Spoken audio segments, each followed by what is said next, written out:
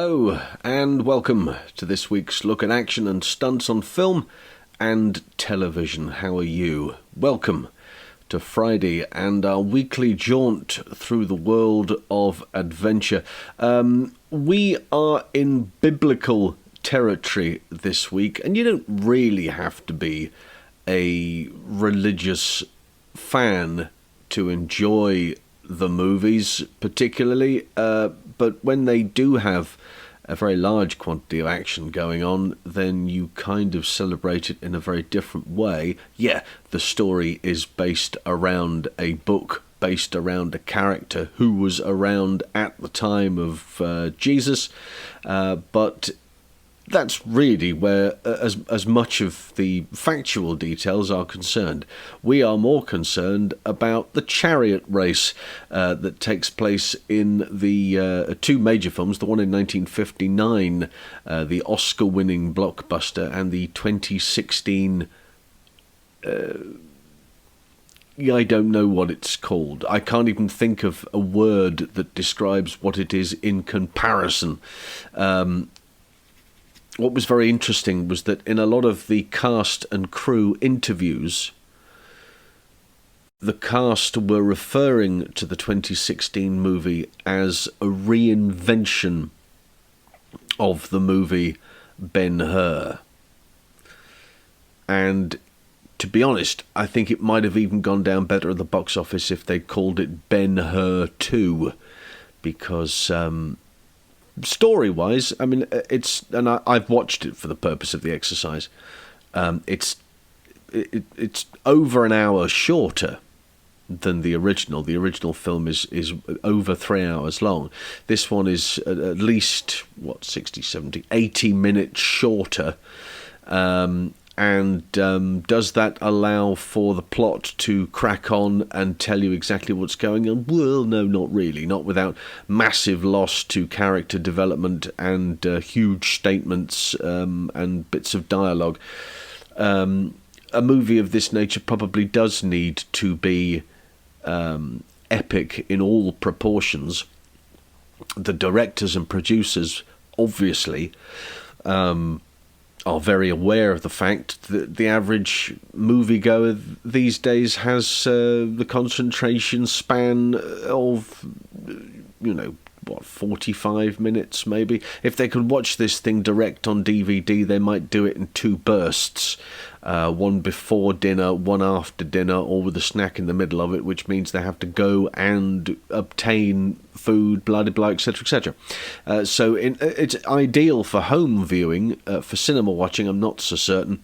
But nevertheless, what they have done with the chariot sequence is, again, very, very clever. It's inventory because they've then created versions of the old gags that they were doing back in the 1950s and prior to that, and it is the one prior to that, the 1925 movie, which I believe was called Ben Hur, A Tale of the Christ.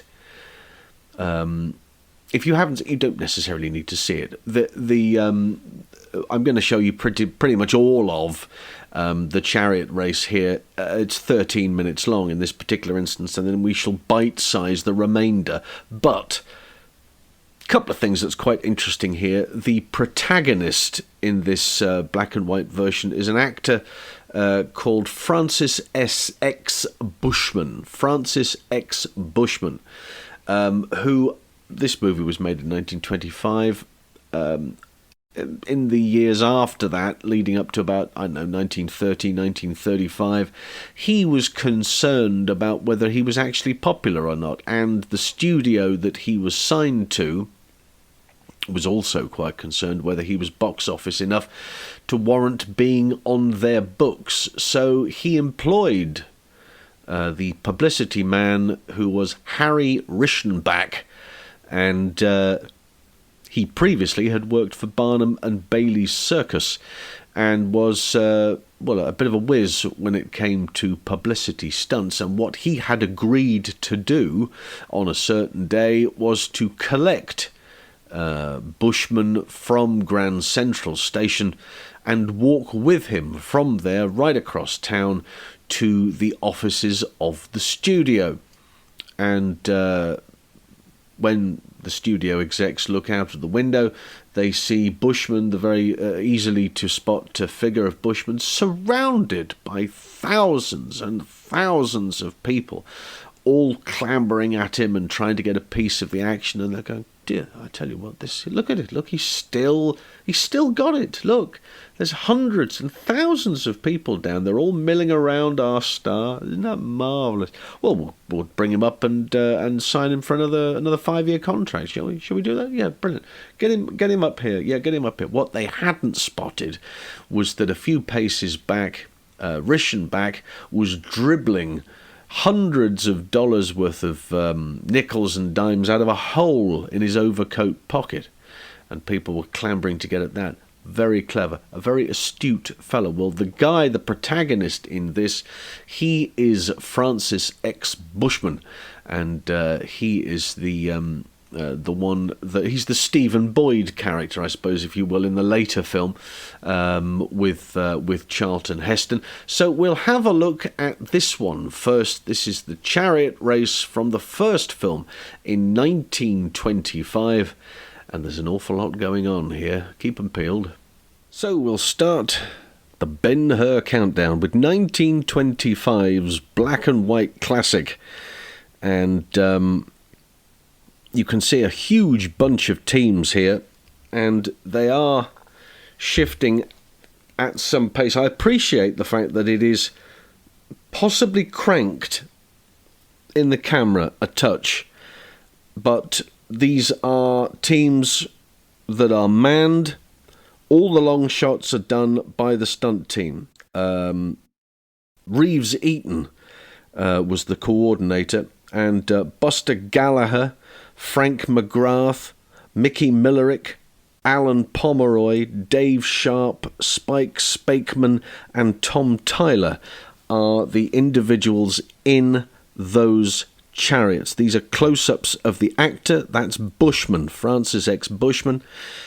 And our hero, Ben Hur, is of course, in the white team. Now, all of these, they are dragging around the corner. You can't steer them. They pull to one side. They swerve in the corners. Now, these are actors with a bit of dialogue going on here. At speed. And obviously the dialogue will be put on afterwards. I've removed the dialogue for the purpose of the exercise because it's not important to what we're looking at. But, you know, from a cinematic perspective, this dialogue will take place, and then there will be a block on screen which will give you that dynamic. But it's very interesting to see what is going on. And the manoeuvring of the horses, the straightaway. It's not the biggest, but it is certainly a great deal of money being put that way. This was the most expensive silent picture of that year. Teams racing against teams. Yes, again, slightly cranked, but they are shifting. There's no doubt about that. They really are shifting.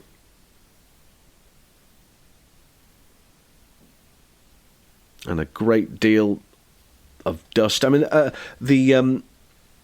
in comparison to 1959's picture, the dust was certainly an issue there, and Heston had to wear special lenses which would prevent the dust coming across. Now they're being forced across into the wall, and it looks like a running W here, but I say that purely on the basis that as this team this side comes across and comes out of shot, the team behind comes to an immediate stop very, very quickly, and the front end of the horses goes down, bang, all together, and the chariot catches them up behind, and the wheels go by. And I can only assume that they are tethered to a fixed point in the original idea that is the running W. So that, again, something that was used back then.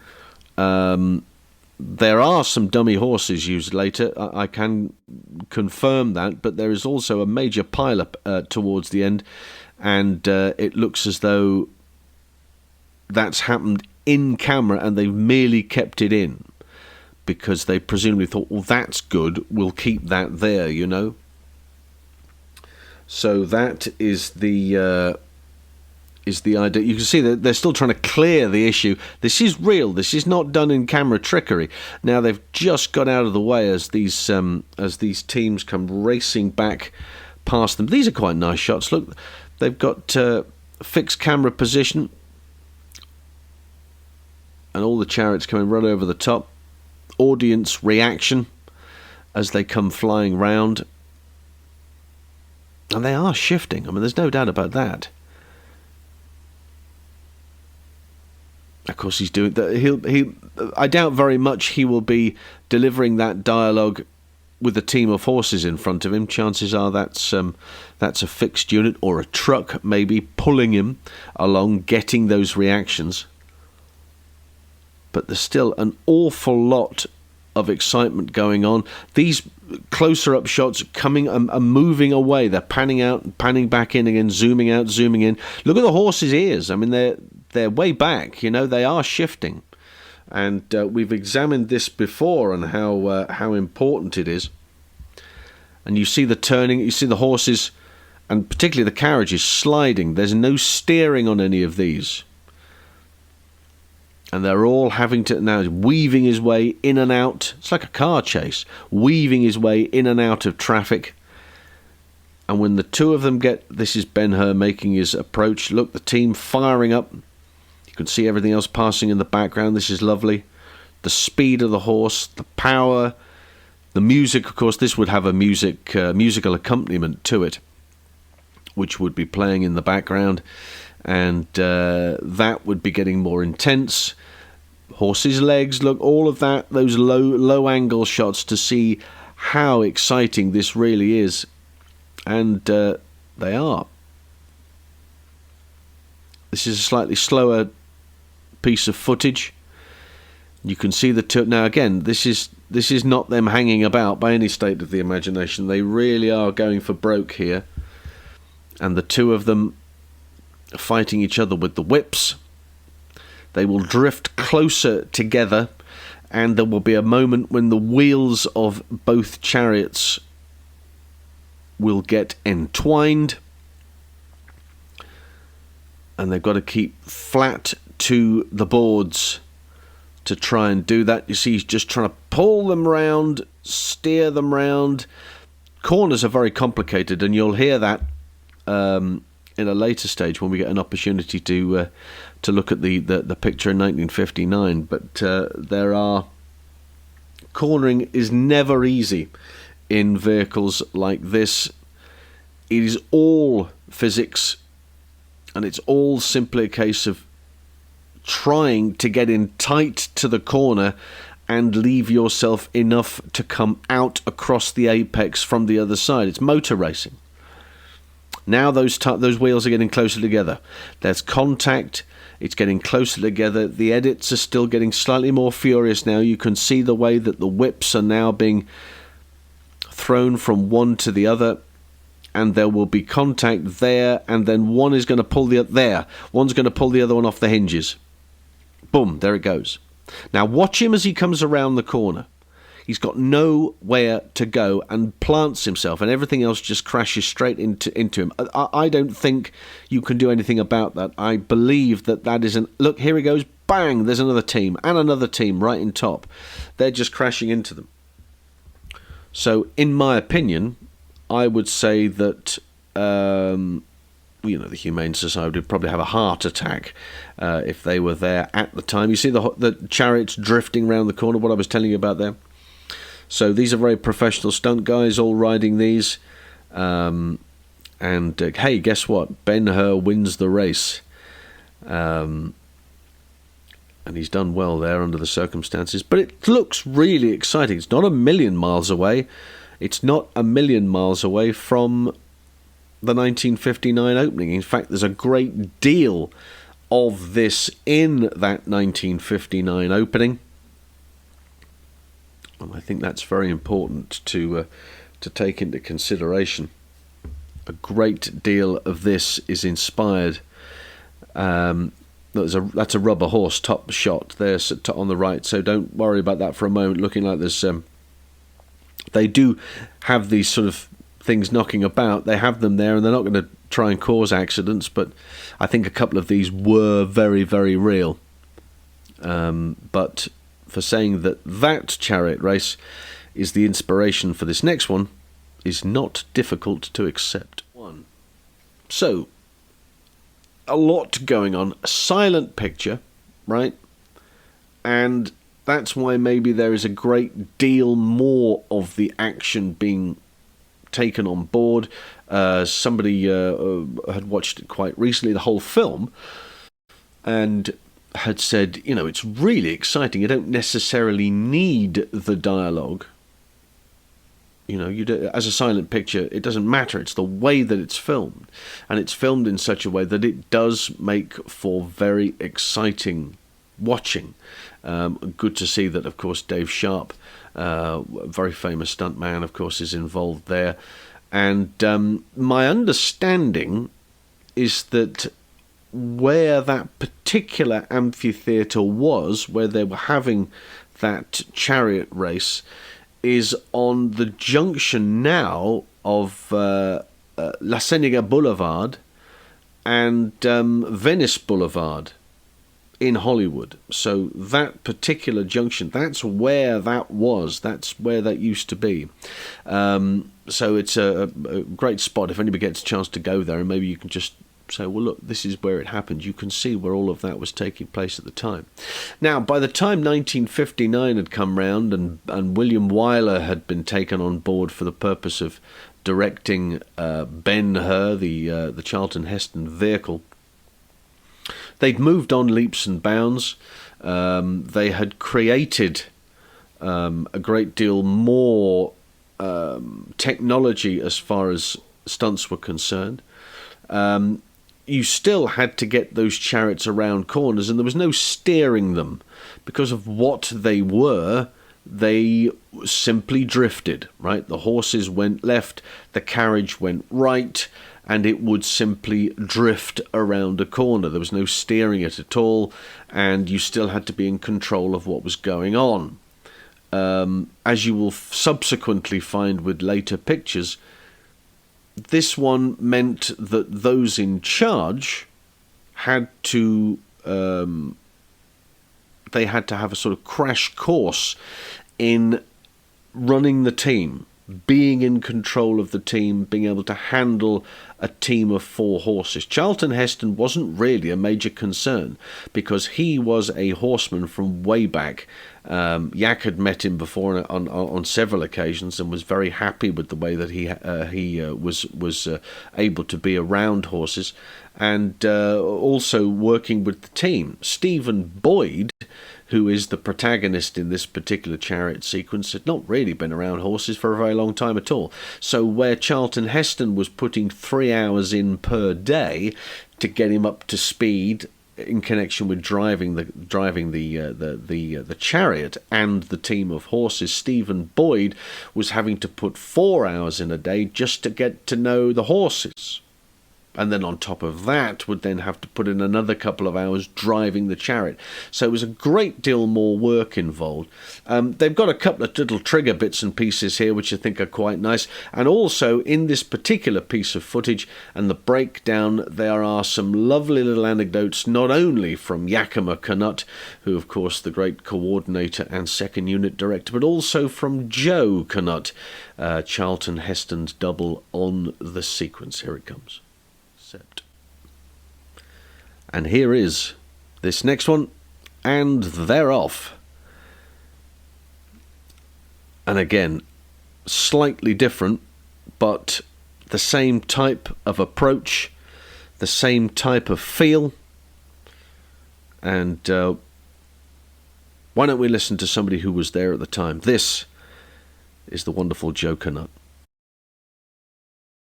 The massive chariot sequence took a full year of preparation and required the best stuntmen Hollywood had to offer. We went over in February. It was about probably 4 months preceding the filming or the beginning of the race, and worked on the teams, drove the Chariot teams, and got them down to where you could handle them and they were fit for a race. During that period of time, we set up a time in the morning wherein the actors that were involved in the race could come out and drive and get familiar with the teams themselves. If an actor can do that, it'll enable a director to get in closer with a camera, and whereas with a double, he has to stay back further. And it was funny because the only one that ever showed up out there was Chuck Heston, who was out there every day, and consequently, when the picture started, he could drive a Chariot just about as well as anybody in the business. But of course, when we found that Masala and Ben Hur could each drive the Chariot, it was pretty exciting because we could go in and get some good shots. Even though Heston handled the horses with ease, for the more dangerous scenes, JOE CANNUTT still stepped in as Ben Hur's stunt double under the careful guidance of his father, the highly respected second unit director, YAKIMA CANUTT. The one thing where the team jumps 2 wrecked chariots and Heston's supposed to ride it over and go on. Well, my son was doubling him. The thing had me a little bit worried because it could have been a pretty bad mix-up. So I went over and gave them all their last-minute instructions, and I told Joe, now Joe, just have them wide open before you get there, settle the team a little so they can make a good jump, so that keep from throwing you over the Chariot. And he said, well, okay. And so I figured he'd bought my way. And when we started the scene, he come around a beautiful turn around the corner and into the wall, and he hit this thing wide open. He never settled the team. And when the team just started to jump, he dropped the rein and both hands in front. Well, I just swallowed my hand and said, look, here goes a wreck. Well, it turned him a complete handspring over the Chariot, and he managed to hang with one hand and get a hold of the hitch rail and turn the flip off into the Spina wall. But in doing it, he got his chin cut there, a couple of stitches. It didn't really amount to anything. 30 minutes he was back on the job working. I had 2 trick things there that I wanted to give them the effect of somebody really being killed. I had the guards standing along the Spina wall, and I put a dummy in between 2 of these fellows and had them hold them, and the teams come, and this team comes in close. They just shove the dummy over far enough that he gets hooked for the horse and it spins him, and then of course falls off and the next team runs over him. And then I had another one where the wheel come off and the fellow drug behind the team and turned the Chariot over. I had him turn loose, and as he started to get up, there was a team coming right at him, and he done a dive out of the way of that team, hit the ground, rolled, and ended up on his hands and knees, getting up in a cut. Then I moved in close, put the team back, and I put a dummy on a board on its knees right down to the ground to where I could trip it. And as I did, the spring would flip it up and it'd throw his arms up. Timed that and put it in there, and everybody swore that it was a real man and got him hurt. Not counting Masala, perhaps the biggest loser in the Chariot race was one of the $100,000 65mm cameras, of which there were very few in the world. Yeah, I have the distinction of completely demolishing the first 70mm camera. They had a scene where Masala and Ben Hur locked together neck and neck and do a 180-degree turn around the end of the Spina. They had a camera shooting toward the Spina, so that when we come around the end of the Spina, we go between the camera and the Spina. And we tried it 2 or 3 times, and it seemed to work pretty good. But I don't know what happened. When they shot it, we came around the end of the turn, and just everything started drifting out. There was ground glass and film and cameramen running every direction. They were right over the top of their barricade. It was kind of a mess. We were very unpopular around MGM for a year or 2 after that. The final cost for Ben Hur, $15 million, the most expensive film made up to that time.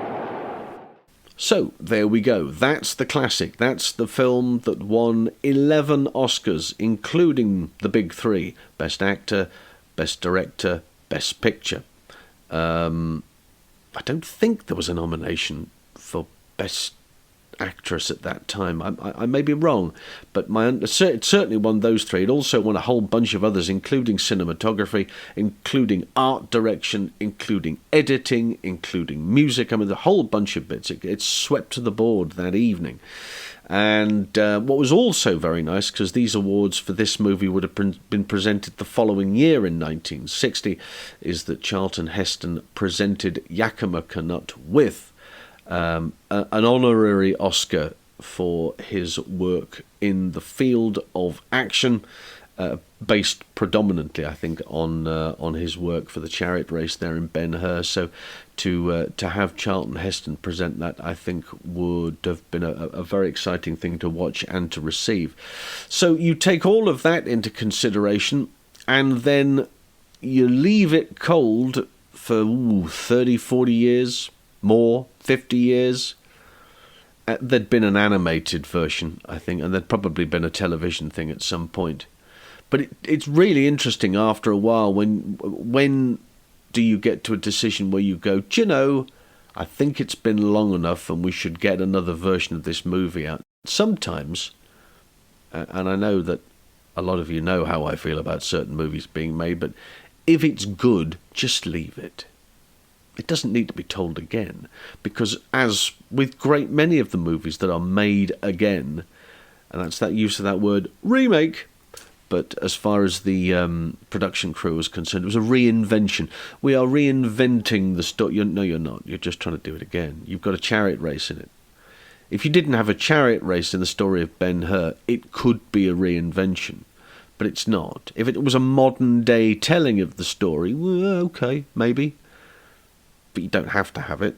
And it would have to be cars, and therefore it would be Fast and Furious, or it would be scooters, or it would be something, electric bicycles. Don't get me started on electric bicycles.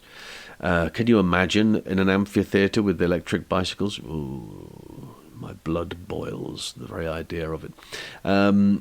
So there are many, many things taking part, and they've created a couple of nice little bits, some nice little ideas. And you'll have a look at this, and then we'll come back afterwards and compare notes. Here we go. So, this is the 2016 version. And as you can see here, the Ukraine in front. There's the hero with a Steadicam in front of the team, so you get an option to see, but he will not be driving that. And we'll check that out in a bit. This is him being dragged. And again, wearing a system whereby body control is everything, and he can be taken away quite quickly, can be removed from the issue. Here's the director talking to the actor. The actor's Jack Huston. In point of fact, his grandfather, John Huston, the famous director.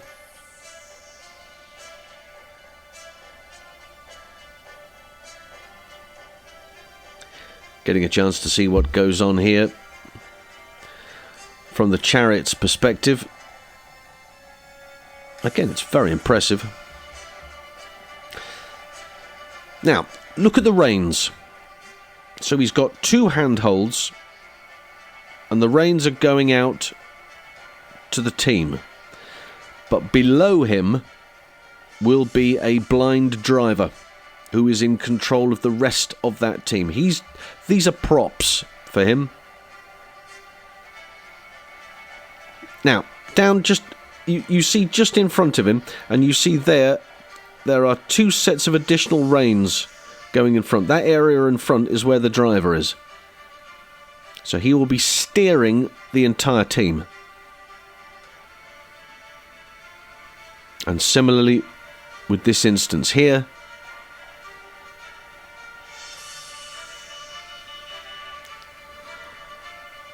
so it's very clever. They've got options available to them that were not available to them back in the day. Lovely shots of the horses here. 86 horses bought and trained for this picture. by Steve Dent. Very exceptional horseman and horse master.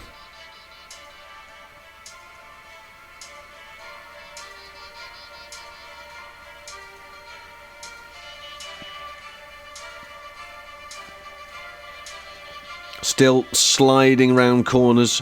Still no way of being able to steer them round. That'll be the next thing. If they ever do it again, they will presumably create a steering facility. This is the drag. And again, he's in fully control. Harness system will then go up through the cables, through the reins to the vehicle. Allow him to move to a point, but he can't go all the way. And then there will be a disengage on cue where he is safe as can be. But still very exciting from that perspective. Here comes a tip tank. Oh, there we go. Tip to one side. And this is it from the reverse angle. Inside the cab. Boom! Exciting stuff. There it is. Okay, so you see all of the comparisons. We've gone from having the actors in the chariots and, you know, hurtling around the track there in 1925 with a fair amount of injury going on. No death. There was talk of death, as we touched on, but there wasn't any. Back in 1925. There was a training rehearsal thing where somebody was injured, but nothing during filming. But very clearly, looking at some of that early footage, there was going to be injuries. I mean, it wasn't very pleasant. Later on down the line, 1959, well, they've moved on a bit, and YAKIMA CANUTT's designed certain ways in which he can give the impression that there's going to be trouble, i.e., you know, spring-loading dummies from the floor, or having them be fed out on wire, on cables, out into the path of horses, giving the impression that they've been trampled. So clever stuff. And then getting to the stage where you have blind driving. So if this was a vehicle, you would have a pod on the top of the roof. The stunt driver would be responsible for the driving, and then you would have the actors in the car doing the lines, turning the wheel, reacting, but not being in control of the vehicle. Well, this is a similar exercise, only it has to happen directly in front of the actor. So the actor has the reins here, and if you look really carefully, you'll note that he has the reins, and the reins kind of go in, they kind of go in an archway round, and they're going to maybe the two horses on the outside, but or even a chest belt where those reins are coming to. What's happening is that down here and peeking through the curtain at the front is the blind driver, and he has all of the reins, so he's in charge of all the steering, and he can steer the two on the outside and he can steer the two on the inside, and that's how he is controlling it. So the actors just really have to stay on board, and I appreciate the fact that they would have done a great deal of work with the horses, but they are not in control of those teams. The stunt drivers are in those carriages, in the chariots, and they are in charge of those teams. There's a little section that you saw it a couple of times on there, but it's just at the front, and it's just enough. It's just enough for control to be removed from up here to down there without really losing a great deal of input as far as the actor and that thing with the audience is concerned. So all of those bits and pieces, certain sections like the chariot being triggered, being fired and then broken into two pieces, and then the stuntman going off in that direction, or the actors actually being dragged by the chariot itself. They're hooked and they're harnessed, so their positioning is in relative control, and they still have to wear padding and bits and pieces, you know, being dragged behind anything at speed is not pleasant, and your body reacts very differently. Mine will react differently to this guy's, who will react differently to that person. So it's all very different, but that initial positioning is crucial, and so this cabling system that they have will just allow them to have a little bit more control. They won't be able to go as far one way as maybe they would think of going. Or naturally, if they start to roll that far, they won't be able to roll clean out of it. So, because there are other horses around, or whatever the situation is, so they've created this and they've come up with a couple of ideas. And of course, later on down the line, they've got dummies being fired and they've got chariots being fired. Phil Nelson, of course, working on this, as he had done with Gladiator. He'd worked a lot with that, and you see a lot of those chariots being fired, cannons being fired behind them. So fascinating stuff, and all in aid of a chariot race that, from its biblical origins, and from its classic days of 1959 and Charlton Heston. So that's where we are with the Chariot Race and with Ben Hur, and I hope that's made a great deal more sense to you. Maybe when you look at it next time, you'll be able to explore it a bit differently as well. I often find that's the case. I look at movies one way, and then I look at them with my analyst's eye, and I go, oh, look, I hadn't thought of that, and that's clever. So you look at things in a different way, and if I've been able to make you do that, then that's my job done. We'll do it all again next week with more of the same. Wednesday for the podcast and Friday for the YouTube show. Don't forget to subscribe if you don't already. Why not? Everybody else is doing it. Go on, have a go. What else would you do on a Friday, for heaven's sake? There's loads of other videos to go and choose from. Peruse them at your will, and we'll regroup next week, where we'll do another deep dive into something marvellous and exciting. Don't forget the Pod Dojo network. They're responsible for the podcast. Simply click the link below and you'll find all their details there, and you can explore their other podcasts. There might be something there that will tickle your fancy. And until next week, it's bye for now.